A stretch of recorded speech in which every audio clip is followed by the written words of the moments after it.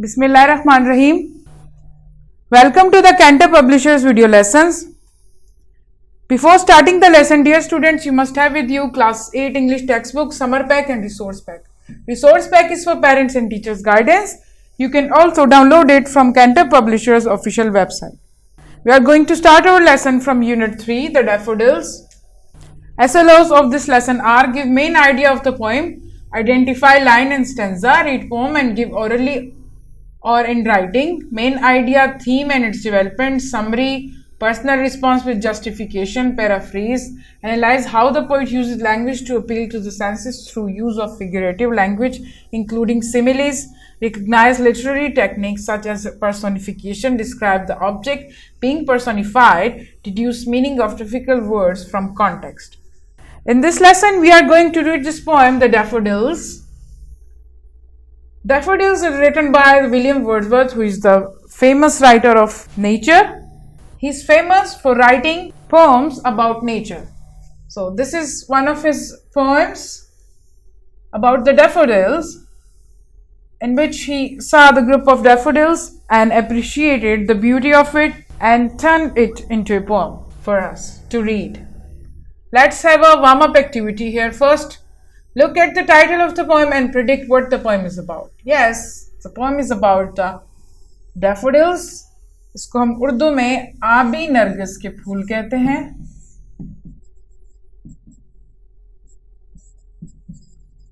ये दो कलर के होते हैं, yellow and white. Have you ever seen daffodils? How they look like? Let's start reading from first stanza here. I wandered lonely as a cloud that floats on high over vales and hills, when all at once I saw a crowd, a host of golden daffodils, beside the lake, beneath the trees, fluttering and dancing in the breeze. In this stanza here, the consisting of 6 lines here, you can see this is called the stanza. The line is separate. This is one line here, and the stanza, you can see we have 4 stanzas here with 6 lines in each stanza. I wandered lonely as a cloud. In this stanza, poet says that he was wandered walking. Wandered means walking lonely as a cloud. अब यहाँ पर इसने simile की example the. He has given the example of simile, the figurative language in which we compare both different things together due to their similarity. थोड़ी सी similarity को हम इसमें 2 objects की compare करते हैं. जैसे कि पोइट ने खुद को कंपेयर किया है क्लाउड के साथ, और हमेशा हम जब सिमिली का यूज करते हैं तो एज या लाइक का यूज करते हैं. जैसे as light as feather, as brave as lion, beautiful like a rose. तो ये क्या है? सिमिली की एग्जांपल है, फिगरेटिव लैंग्वेज है जो आपकी राइटिंग्स को, आपके नॉवेल्स को, आपके पोएम्स को एट्रैक्टिव और ब्यूटीफुल बनाती है. The floats on high over vales and hills. Vales वादियों और पहाड़ियों के ऊपर जैसे कि एक लोनली क्लाउड फिरता है, उसकी तरह पोइट कह रहा है कि मैं भी फिर रहा था. When all at once I saw a crowd, then he saw a crowd, a group of lots of daffodils, a host, it's like a bed of daffodils. So many daffodils were there, golden daffodils, beside the lake, beneath the trees. Lake के साथ और trees के नीचे, fluttering and dancing in the breeze. Fluttering means moving lightly and dancing in the breeze. Breeze कहते हैं सुबह की ठंडी हवा को, the cold air of the morning. So he saw the group of daffodils, golden daffodils, which were fluttering, moving and dancing in the breeze. Fluttering and dancing in the breeze. Here the poet has given the example of personification. ये दूसरी आपकी figurative language है, figure of speech है, जिसमें हम human characteristic देते हैं objects को, non-living things को. We have discussed this in your previous lesson too, the use of personification, in which we give human characteristic to objects or non-living things to create interest in any writing. In real life, in reality, the flowers cannot dance, but here we can make them dance by the use of personification. The second stanza here continues as the stars that shine and twinkle on the Milky Way. They stretched in never-ending line along the margin of a bay. 10,000 saw I at a glance, tossing their head in sprightly dance. Continues as the star. In this stanza, poet says that the daffodils were there like someone can see the star on the sky that's never going to end. And they would twinkle on the Milky Way. They were giving the white light, twinkling, shining and stretch, फैले हुए थे, stretch, फैले हुए थे. Never ending line जैसे कि कभी खत्म नहीं होंगे, इनकी कोई हद नहीं है खत्म होने की. Along the margin of bay, margin the line of a bay, पानी की एक लाइन के साथ. पानी की लाइन क्या थी? झील थी एक. 10,000 एक ही नजर में उसने देखी. ग्लास एक ही नजर में, at one glance. Tossing their heads. Tossing their head means moving their heads up and down in sprightly dance. Sprightly means full of life and energy. Full of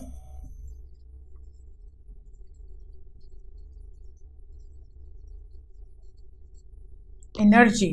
They were dancing. The third stanza here. The waves beside them danced, but they outdid the sparkling waves in glee. A poet could not but be gay in such a jocund company. I gazed and gazed, but little thought what well the show to me had brought. The wave beside them danced. The waves of the lake or the water were also dancing. Again, the use of personification here.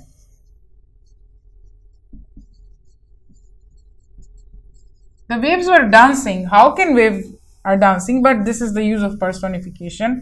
Outdid the sparkling waves in glee. The waves were sparkling with great delight. Glee means great delight. A poet could not be gay. And this wave made the poet gay, happy, in such a jocund company. Jocund means cheerful company. He was very happy with the jocund company, the cheerful company of the daffodils. I gazed and gazed but little thought. Gazed and gazed, वो देखता ही रहा daffodils को, उसकी beauty को, और सोचा कि कितनी कीमती चीज़ है ये, जैसे कि मेरे लिए कोई खजाना ले आया हो, कोई बहुत कीमती चीज़ ले आया हो, इतनी खूबसूरती है इन daffodils की. The fourth stanza here. For off when on my couch I lie, in vacant or in pensive mood, the flash upon that inward eye, which is the bliss of solitude, and then my heart with pleasure fills, and dance with the daffodils. Here in the last stanza, William Wordsworth says that for often is used for often here. Uska matlab hai aksar. He says that when I lie on my couch in pensive mood when I think deeply. When he gets alone and thinks deeply, the memory of the daffodils comes before his eyes, which is the bliss of solitude. Solitude means being alone. जब वो अकेला होता है तो memory आ जाती है उसकी आंखों के सामने एक फ्लैश की तरह. Daffodils की खूबसूरती की. Bliss means the perfect happiness. Bliss means the perfect happiness here, which spring by the memory of daffodils. And then he says that my heart fills with the pleasure when I think of the beauty of the daffodils and dance with the daffodils. And my heart dance with the daffodils, with the joy, with happiness. Again, you can see the use of personification, how the heart can dance with the daffodils. So it is again the use of personification here. This is also the use of personification here. The wave beside them dance but they. So in this poem we read about the daffodils, the William Wordsworth who saw the group of daffodils and appreciated the beauty of it.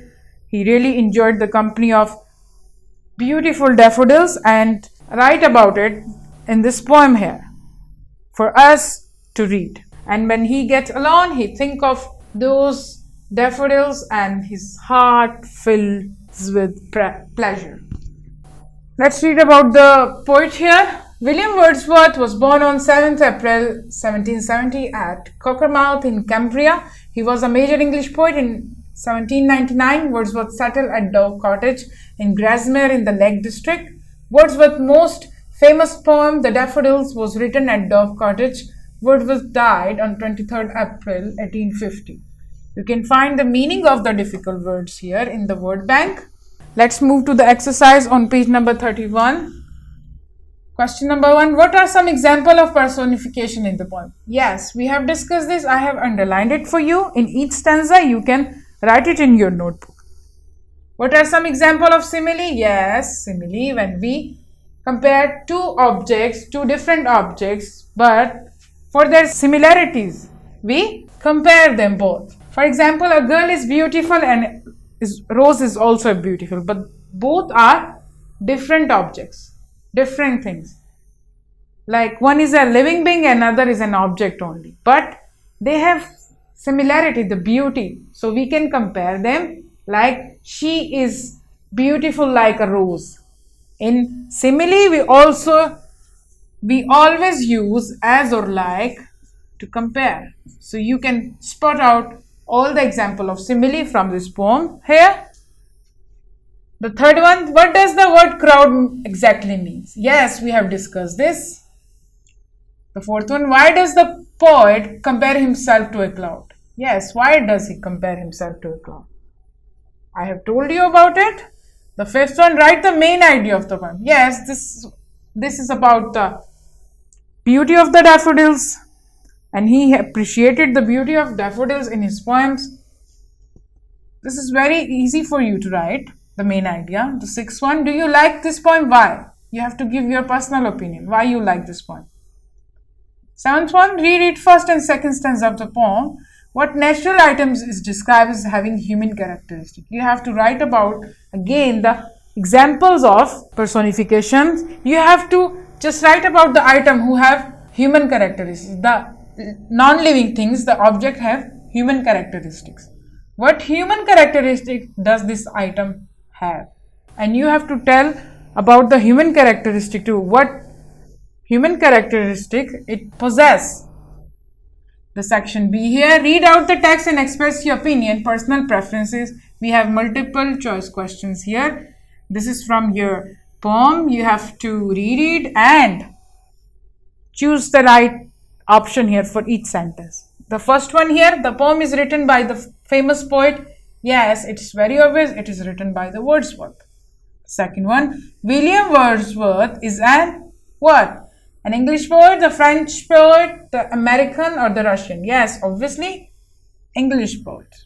The third one, William Wordsworth started new kind of poetry written in simple words about what? Yes, I told you at the start of the unit that he write about the natural objects. The fourth one here, William Wordsworth was very fond of what? Flower, birds, lake, river, trees, animal, humans and children, school, poetry and studies, music, singing and dancing. This is very obvious. The first option here, flower, birds, lakes, rivers and trees. He was all interested in natural objects. The fifth one here, in first stanza, what was the poet doing? Traveling aimlessly, writing a poem, looking at the clouds, looking at the stars. Yes, he was wandering, ऐसे ही फिर रहा था वो, so traveling aimlessly. Here the right option.